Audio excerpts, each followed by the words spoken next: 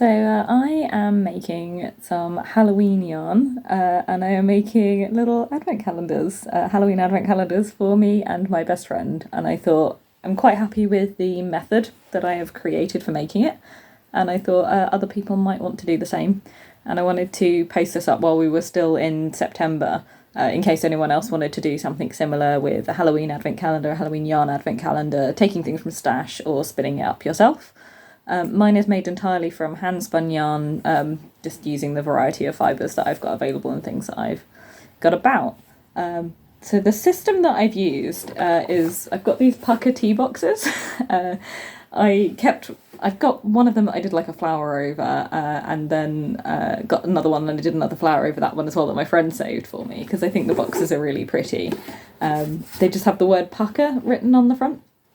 So I've covered it with a cauldron. This is just painted on with acrylic paint, and I scratched off the word pucker, and I've done a pair of these because they're for me and my friend. I got them from work, and on the inside yarn everywhere, and on the inside it's also got the word pucker written on the inside of the lid. So I just wrote Halloween on it so that these represent. I didn't want to write 2023 because I didn't want it to be too specific, so that they've got a little bit more use if we want to keep different things in them after the fact. But they're quite nice little thin boxes and quite nice with this kind of wraparound print of women jumping. Giant chest bumps with flowers. So I've got one for me and I've got one for my best friend because I thought that would be like a really fun way to share Halloween. And basically what I've done is I've spun up various different yarns. I'm still working my way through them. And then I've given them really fun little names. And honestly, if you spin yarn or design yarn for anything and you give it away as like a gift, and you have the opportunity to think up a fun name, this is a like fairy ring. And it's supposed to be like a circle of mushrooms with like a little bit of a fairy glow. So this is a mixture of Shetland Cross Hebridean wool, which is the grey, and then it's got some acrylic scraps which I've carded and blended into it. So that's what these guys are. And basically I spun up the skein, like the hank of it, and then cut it in half. So I wrapped it around the back of the chair, which is my niddy noddy, counted the number of wraps, wrapped that off onto the chair next to it, and then cut it in half so it's got the same amount of yarn in each one. So I've got this guy, and I've got, this is the butler did it. It's supposed to be like an antique gold, so it looks like a candlestick. As you can tell, I have done exactly the same amount for every one of them. If you are spinning up your own yarn, do your own thing, make your own kind of music. So they're all various lengths and fibres and things. This is 100% acrylic, like recycled scraps. And yeah, some of the other ones have got different breeds of wool in and different like fibre quantities and stuff like that. And then what I've done is I've taken each one of them and I've wrapped them into different colours of wrapping paper. So I cut out a square. I only had one Christmas wrapping paper, and my friend said she was happy to have like penguins and Christmassy stuff. So yeah, I'm getting the Harry Potter Marauders map paper from Primark years and years ago, before we knew J.K. Rowling was a TERF, and she's having the penguins. I cut out the little squares like this for doing 13 days, so the first 13 days of October. You could do whatever other number leading up to Halloween. I just thought 13 was cute.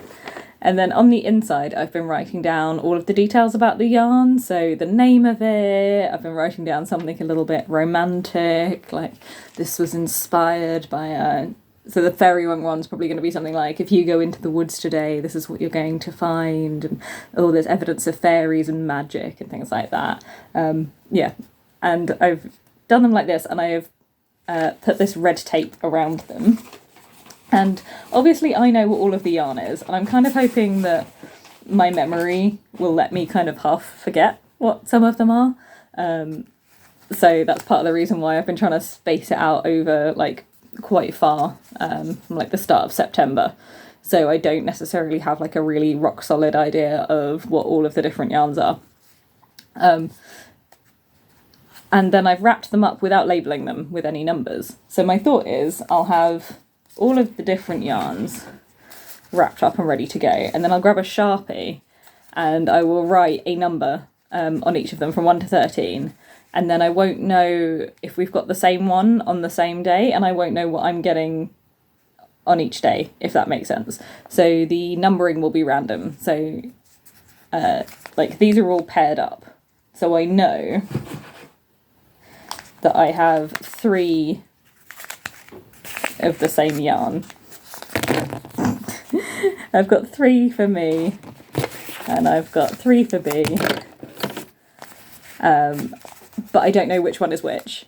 And I'm hoping that then just by numbering them up afterwards, it'll be a surprise for her, because she has no idea what any of them are. I've kept it as a surprise. I've not said what colours I'm doing or any of the inspiration or theme beyond. It's Halloween yarn and you're going to get it. And she's gone, that sounds amazing.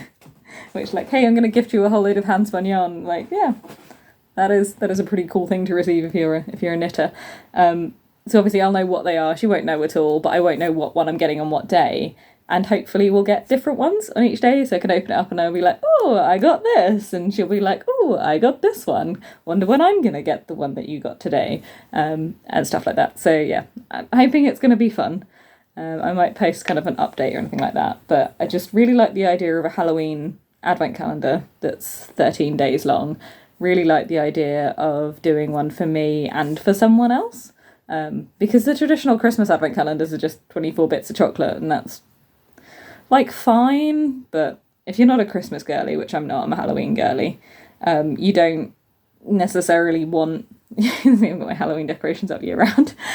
You don't necessarily want something that's like that. And I think the idea of making something for yourself, it's got that very like goth DIY element, which I really like.